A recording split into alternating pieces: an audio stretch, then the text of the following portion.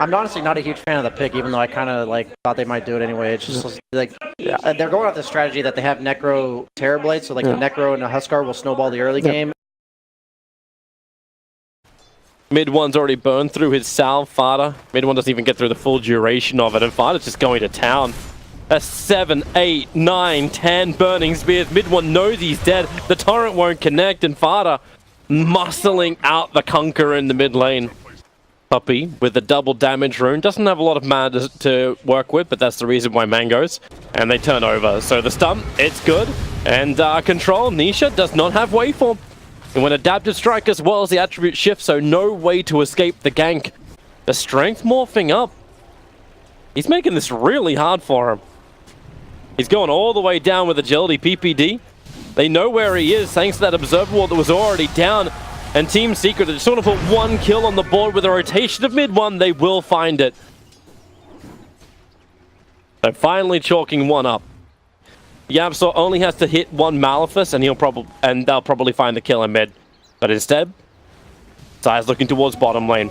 Working with Nisha, Mind Control has very little mana, one charge to work with, and Zai into the Rolling Thunder. Bounces through Mind Control, jumps straight back out, hitting FATA on the way through, and they can keep going. High movement speed. Do they have the life? However, Nisha starts to burn up a little bit more, and they really commit to kill off FATA. The commitment is worth it. Zai claiming a double kill on bottom.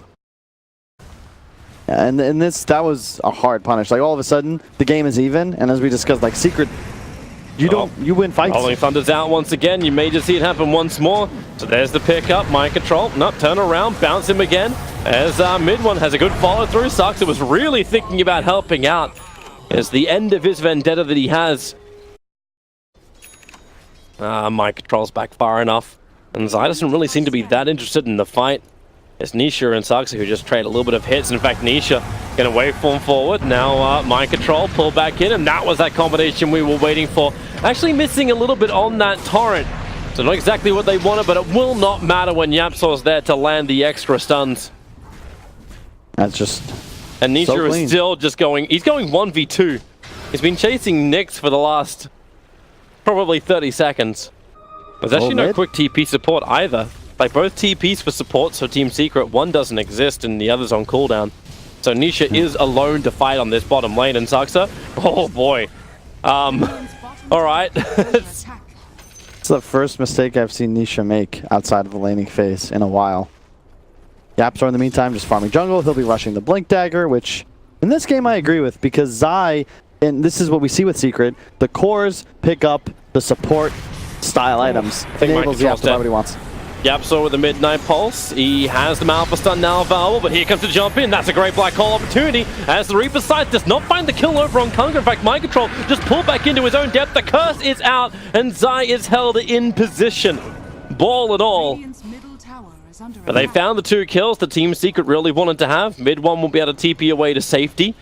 If you're Secret want to force fights. They have a Blink, Enigma Hole, they've got all their ults up. They constantly want to be able to find kills, and man, the Mind Control, you do not want to be here. You know they're in the vicinity.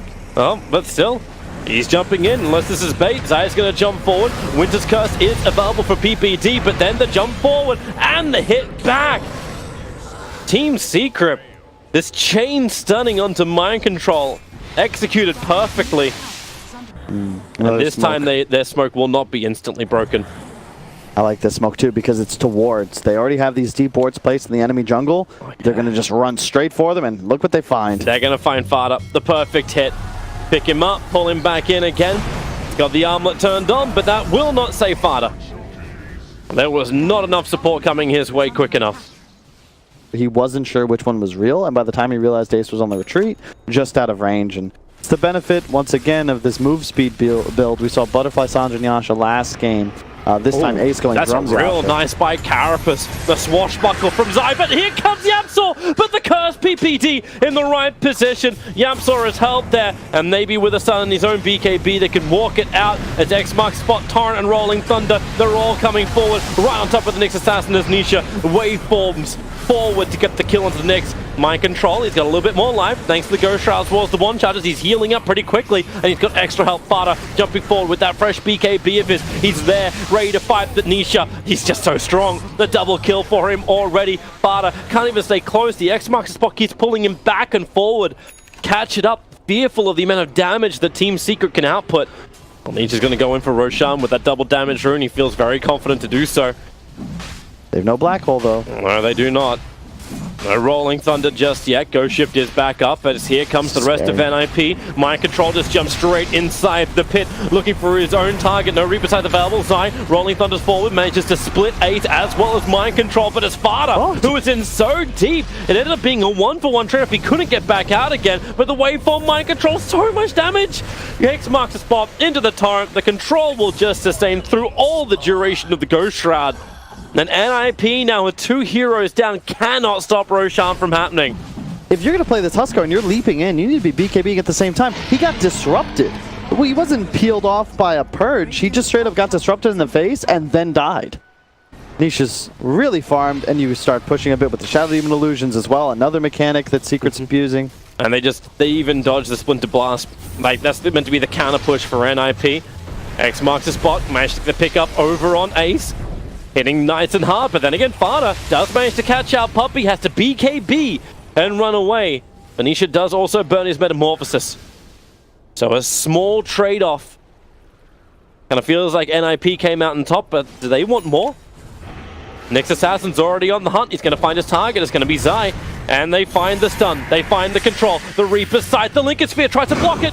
Zai gets the distance away. They didn't do enough damage, and now YapzOr opens up with the black hole. He's already found the kill over on the Necro, but Ace moving forward on this Terrorblade. He wants to kill off MidOne. Very little damage from him as Ace swaps the life. Saksa stays alive for the moment, but not that moment is gone. Nisha just jumps forward, and with the X marks the spot, Ace pulled back. He's one more hit away from death, but they can't reach him. Nisha will still have himself a triple kill. It is just his day as a Morphling. Saksa wants to kill off MidOne, but the cold embrace, it is there. Saksa, no way to survive. Nisha is just way too good and way too everybody. Did you see that? He still had the TB meta, right? Killing everybody. Does that stack with meta? That's something I have to test. Test away and give us an answer, but all I know is that this Morphling was well out of harm's way. PPD has to Cold Embrace to protect himself as he gets hit by practically every magical damage piece they've got, and down he goes. Buyback is available for PPD, and he will need to do it. They need their Winter's Curse to defend this high ground, to not let that melee race go. With the X mark spot over on Ace, they're just trying to get the BKBs out, and every single rune bar one. Like, okay, yeah, sure. You know another reason Pangolier owns Terrorblade? Your Heart Piercer removes all of his armor. FATA's in trouble. BKBs begins the TP. Black Hole! I'll cancel the TP out. FATA thought he was secure, but he's dead for a minute and then looking for more. The Rolling Thunder forward from Zai, trying to catch up towards the Terrorblade. He's able to do so. No, falls just a little bit short. But now they just are very happy to keep the status quo. 12k is the gold advantage up for Team Secret. They got to feel very happy. 18k in the experience too. And they found a target. In towards the mid. Get quick Malfa Sun off. FATA, BKBs, wants to fight with a Reaper's Sight. Down goes Enigma.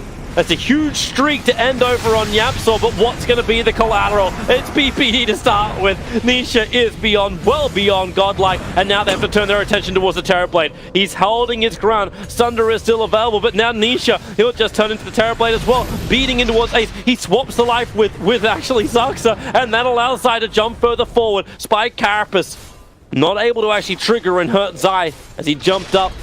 He's going to get screwed by a Lincolns and die if he tries to do so with the turnaround. Man, what's really stronger? The reflection he pops over onto Nisha or the SD disruption, and now just has Puppey turning Ace onto himself. Nisha will still stand his ground strong, even without the BKB, even without the Manta, and even without mana. It feels like it just makes the game easy for Secret. They all know how to play. Everything they're doing works. Their itemization, the way they approach skirmishes, team fights, even the way they retreat. Well, this might be the best opportunity they've had in a while, but no, they can't actually stun Zai in time. Roshan is dropping down low, 3.2k as Zai. Oh, there's the curse. That's going to be a quick hit, and the follow-up double stun from Saksa. So Puppey will go down. He's buying back and going to TP out as quick as he can, and she's going to walk the whole way. But Nisha, he doesn't care. He's going after FATA, but the jump forward, Nisha maybe in a little bit too deep. And YapzOr! There's your three-man hole! Zai to follow up. The damage is coming in, but MidOne, they can't do enough. Ace is able to thunder, and they're going to bring down YapzOr. It looked good, but it didn't have any bite to it from Team Secret. They buy back over on Nisha. Zai is cleaning up the back lines. They would love a little bit more, and with the X marks the spot, Saksa, Puppey would like to try and get a little bit more. The follow-up sun's there, but Zai, man, he is king of the castle at the moment. And Nisha, well, okay, he's the real dirty rascal, chasing after Ace, rolling boulder. That's going to be enough just to kick through and get that kill onto Ace. They just lose one after the other. You think NiP are on the board, are able to find these kills, dodging the big abilities, dodging the black hole, but NiP, they're all dead. Kunk all of a sudden becomes uncontrollable catch and just lands X after X after X. Like, he's got to be one of the most successful pirates I've seen since Long John Silver. I mean, Secret shouldn't be playing that offensively. They're more trying to counter-initiate. This is a great black hole from YapzOr. It just doesn't save Nisha. The problem is, NiP sticks around without BKBs. Yep. And Wyvern's dead. As soon as he gets that Sunder off, I think Ace just has to flee. And we've seen this time and time again, where a team, yeah, you lose a few, but you buy back, We're back get live. the turnaround. Puppey, he's underneath the sentry ward. That's why FATA jumps forward. They want that die back on him. The stun, it does connect over towards Nisha. But now Nisha, he's dropping down very, very low, but he's got the Aegis Immortal and the cheese to work with. He doesn't really care. He just moves further forward. Puppey can go down. Ace, how much damage have you got? They need to try and crack something. But so far, even Saksa with these double stuns, they just can't find their opening. Instead, it's going to be the Terrorblade. He has the Sunder available, and the curse. It's good. It's over on Kunkka, but Nisha's not doing anywhere near enough damage. And Mind Control, he actually switched the lives. The Reaper Sight will come down. Kunkka's dead for 140 seconds. That gives him some time to think. And Nisha, maybe too deep, but then again, maybe he's Nisha. He is so damn hard to kill. Waveform in 1 second time. This will give him some distance, or he'll let the Aegis Immortal break to switch the cheese in. Mind Control wants to help out to try and find this kill. Reflection, everything you've got. YapzOr gets the black hole over on Ace, or does he? Yes, he does. 2 minutes on the sideline, thanks to the dieback. No help was available from PPD because the Winter's Curse was still on cooldown, and he'll actually die as he walks back underneath the towers. It's YapzOr with the double kill, and they're looking for a little bit more. Maybe Mind Control can hold the lines. Zai is trying to run away. PPD will buy back, so they lose 2 full lanes of racks. And NiP claim a couple of kills, but it's still a very costly fight.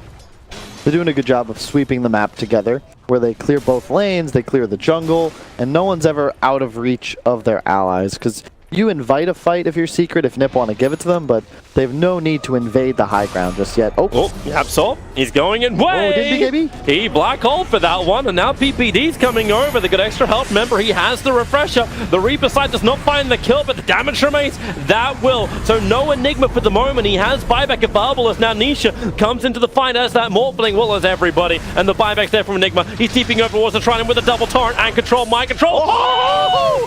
MidOne! Slice him, dice him, and serve him up for dinner. NiP, you're on the menu. And that's it. Oh, there's no buyback TB. No buyback Necro. Game over, folks. Yeah, they're coming in. Game 1 looks to be going the way of Team Secret. Husker jumps forward, but yep, he's just disarmed. And MidOne beats him down. One more hit will do it. He hasn't got him just yet. Now he has, but yeah, bottom tower is gone. 3 heroes on the sideline.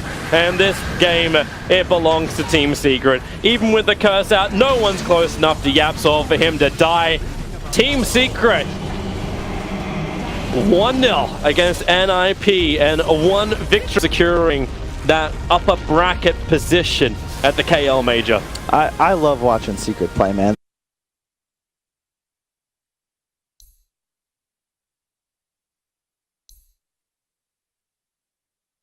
Oh yeah, that's right. But every time I've seen him, man, he has right click the Huskar and dice.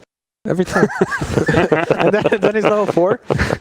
Puppey's doing a really good job of trying to zone out PPD on the top lane. Makes it difficult for Ace to actually stand forward and be a real player against Nisha. Now the Metamorphosis is weared off, like Ace may feel a little bit more comfortable there.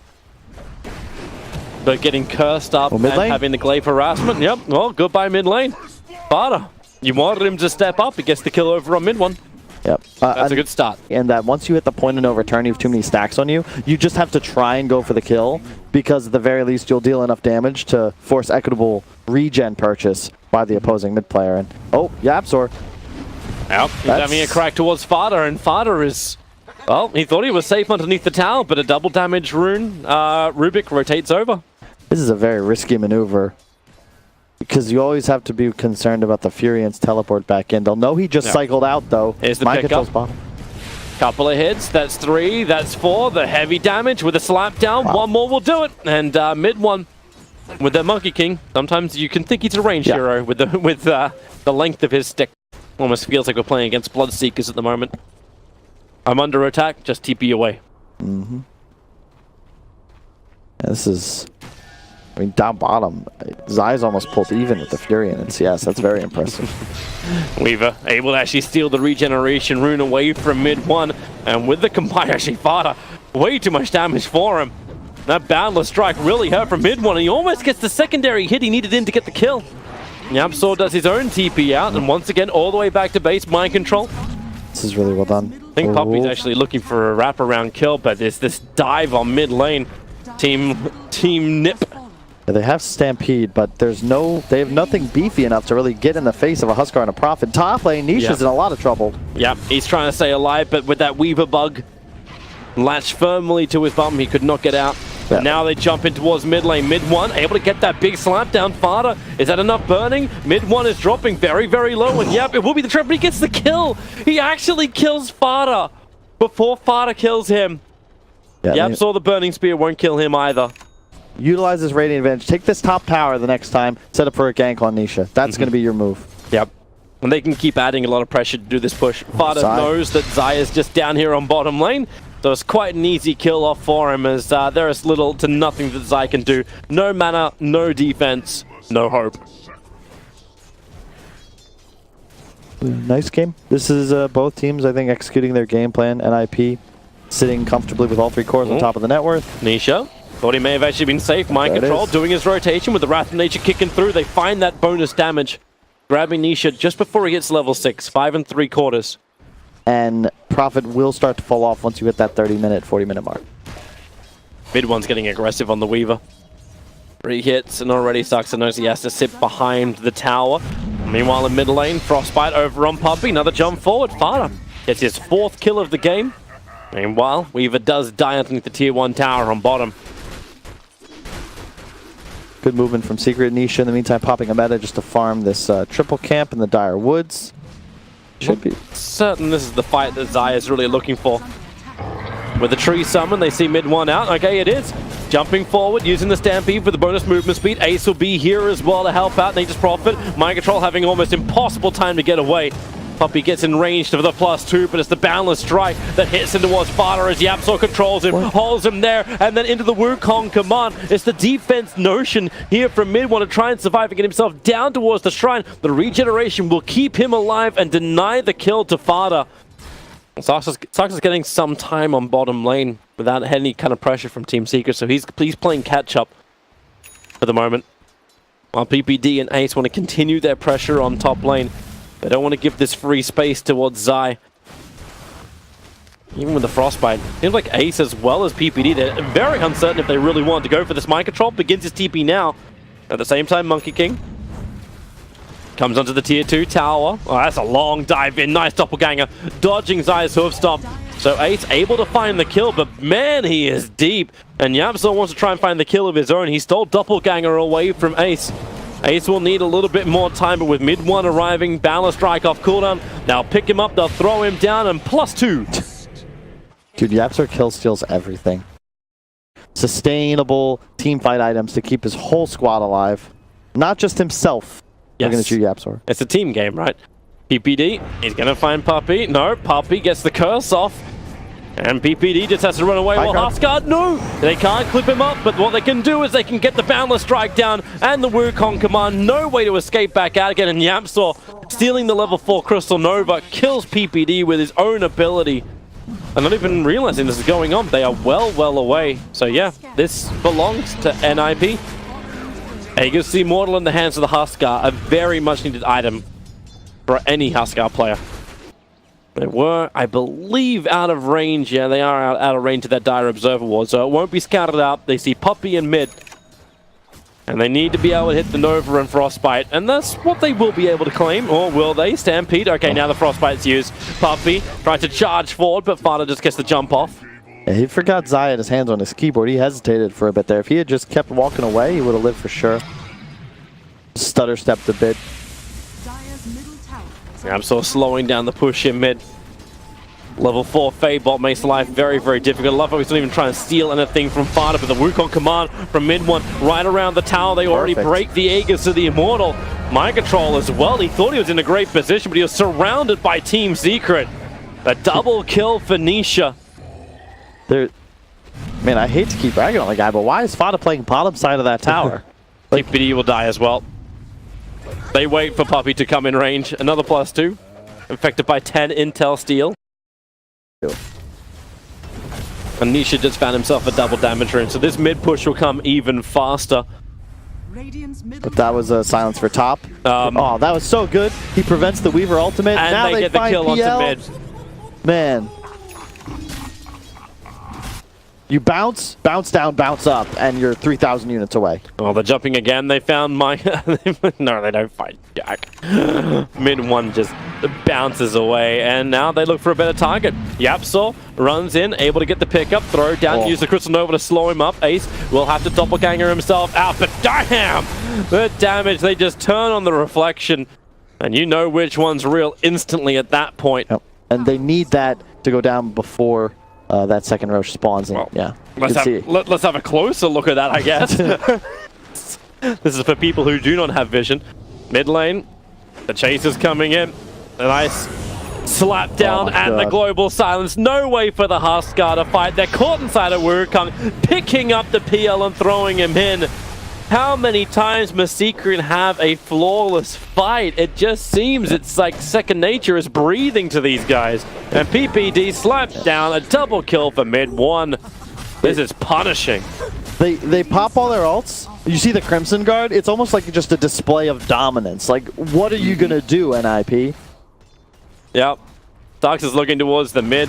Reflection turns on, but it's on bottom lane.